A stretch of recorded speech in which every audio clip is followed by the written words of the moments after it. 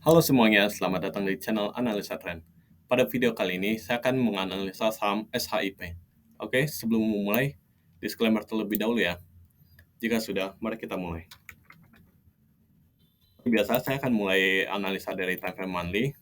Untuk skalanya, skala logaritma. Nah, kita akan mulai dari Ichimoku ya. Nah, di sini kita bisa lihat, Senko Span B-nya flat, A-nya flat, Kijun Sen Tenkan-sen juga flat. Chikou-nya di atas candle, ini secara keseluruhan ini masih bullish ya, karena kalau kalian lihat harga ini masih di atas Senko Span A-nya, oke? Senko Span A yang sekarang. Berarti ini kondisinya, ini bullish yang sedang terjadi koreksi. Nah, terus kita turun time frame ke weekly. Di sini kita bisa lihat Senko Span B-nya flat, A-nya flat, Kijun Sen Tenkan-sen juga flat, Chikou-nya masuk ke dalam candle, ini hitungannya sideways. Untuk resistennya di ini 1160 ya, dan supportnya di sini 810. Kita cek ke daily di sini kita juga bisa lihat ini ya. Ini Senko Span A B-nya flat, Kijun Sen Tenkan-sen juga flat, Chikou-nya di dalam candle ini juga masih flat. Untuk range resisten minor di daily-nya itu 1080. Untuk supportnya ada di 875. Oke. Nah, jadi untuk analisa Ichimoku, secara daily dan weekly ini cuma terjadi sideways saja. Nah, tapi sideways itu sebenarnya cuma fase koreksi dari time frame monthly ini, oke. Nah, terus selanjutnya kita akan coba Elliott Wave. Di sini kita bisa lihat ini bisa 1, 2, 3, 4, 5.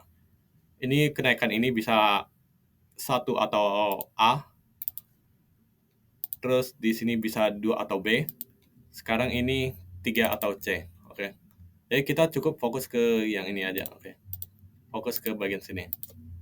Nah, terus kita turun time frame di weekly ya. Di sini saya akan lihat ini dia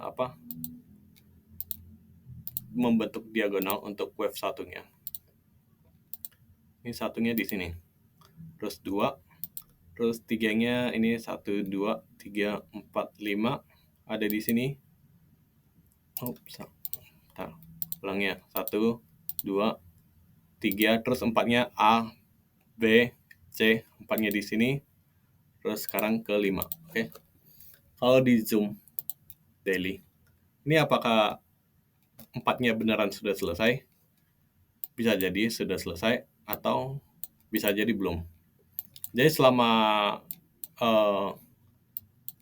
harga masih belum tembus resistance atau di sini bisa kita tarik ya trendline. Nah, selama harga belum tembus trendline ini sebenarnya wave 5-nya belum terkonfirmasi, belum benar-benar terkonfirmasi. Nah, tapi sejauh ini kalau kita lihat ya, ini untuk wave 4-nya, kalau ini ABC, ini berarti kan expanded flat. Ini udah cukup bisa sih. Kita coba cek momentumnya ya. Apakah ini benar-benar wave 4 atau enggak. Nah, kalau momentum kita bisa lihat di sini kan ini dari wave 1, wave 2, wave 3, terus wave 4 kalau di sini ya. Berarti wave 4-nya ini terus ada wave 5. Nah, kalau menurut saya sendiri, ini wave 4-nya emang udah pas sih berhenti di sini. Kenapa? Karena kalau ini wave 4 ya, berarti kan di sini ada sub wave 1, 2, ini berarti ada 3, mungkin ini 4, 5. Untuk skala yang lebih kecil. Oke. Nah, jadi ada kemungkinan ini sebenarnya baru 1, terus ini 2 ada terjadi bullish divergence, terus nanti ada 3, 4, 5. Untuk skala yang lebih kecil.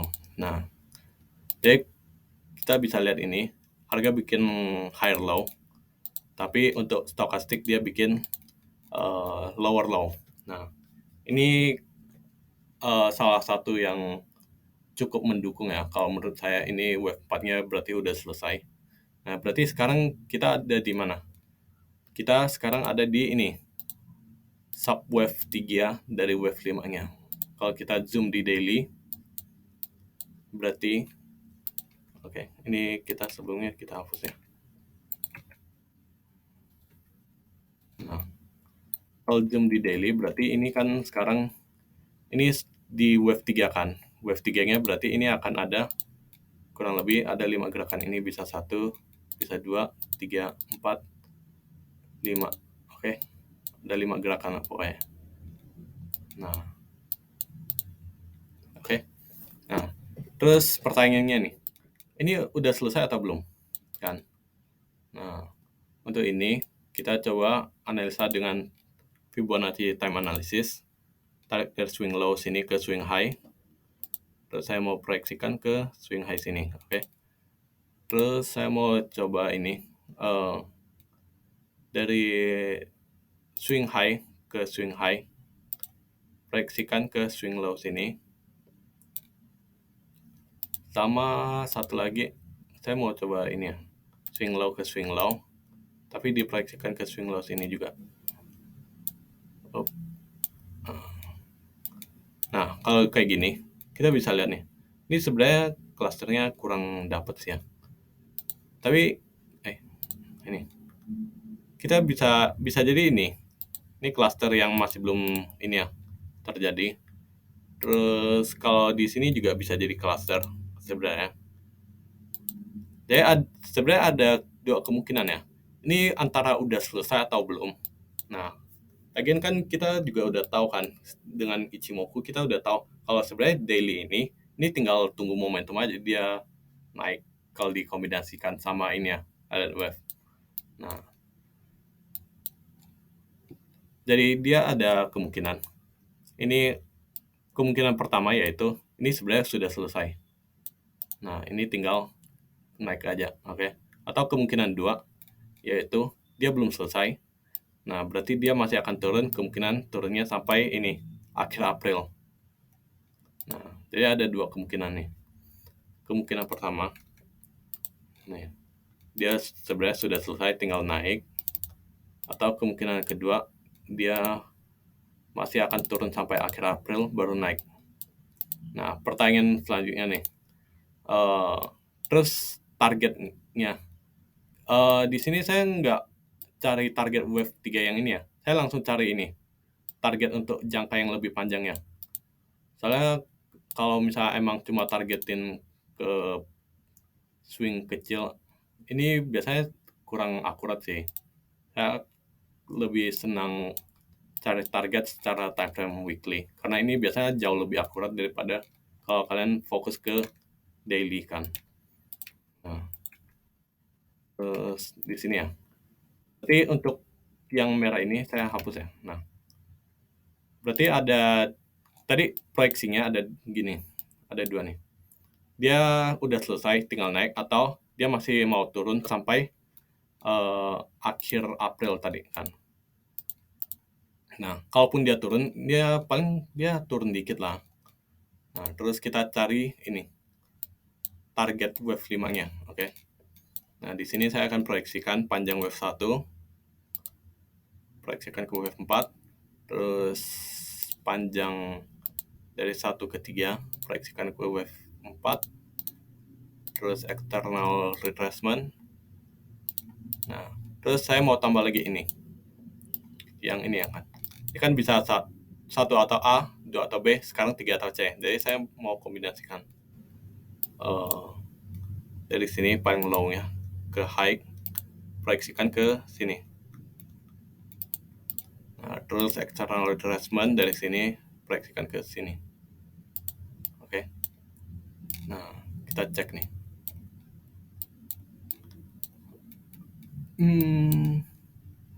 Nah, kalau kita lihat klasternya, ini mungkin bisa jadi salah satu klaster yang cukup kuat di inilah 1600 plus minus 1600. Terus ini target yang berikutnya 2200 sampai 2300. Oke. Kalau kita ambil target yang agak pesimisnya ya, itu mungkin di sini. Tapi ini kayaknya nggak terlalu kuat sih. Bisa lah, bisa jadi. Karena ini kan kalau kita lihat ini ada angka psikologi, itu 1500 angka psikologinya. Jadi ini kita bisa jadiin cluster juga ya. Nah, dia antara plus minus ini 1500 atau plus minus 1.700.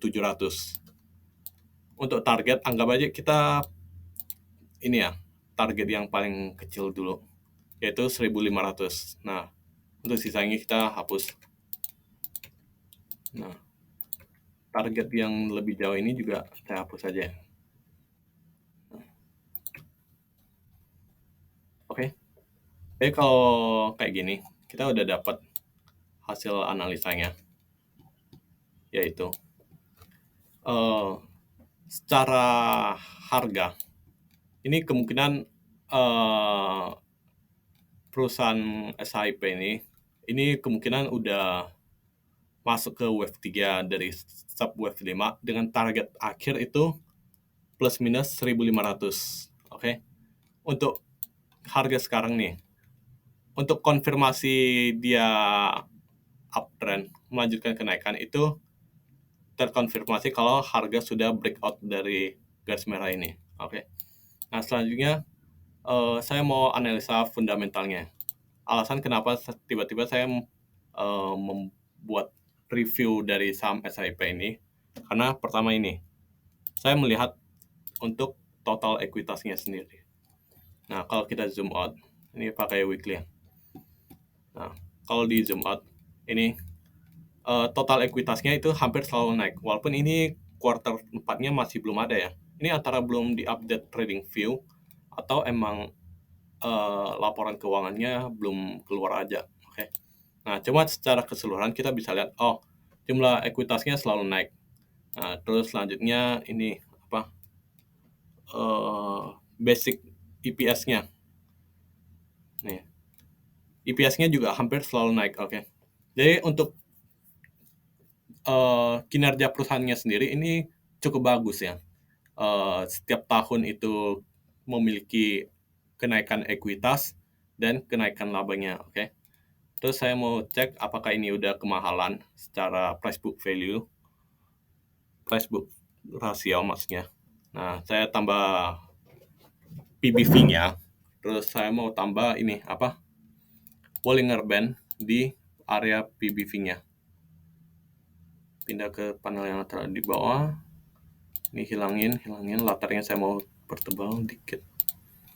Untuk panjang candle-nya 260 candle, yaitu itu setara 5 tahun untuk candle di weekly ya. Nah, untuk sumbernya ini saya pakai sumber PB rasio. Oke. Nah, kalau udah gini, kita udah bisa lihat nih. Nah, untuk rata-rata 5 tahun terakhir, itu PBV rata-rata 5 tahun terakhir itu ada di 2,01. Oke, sedangkan yang sekarang ini ada di 1,79.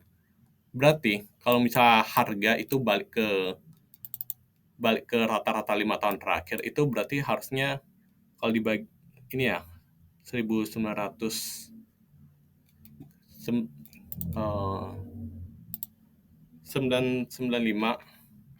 itu harus dibagi 1,79 terus dikali 2,01.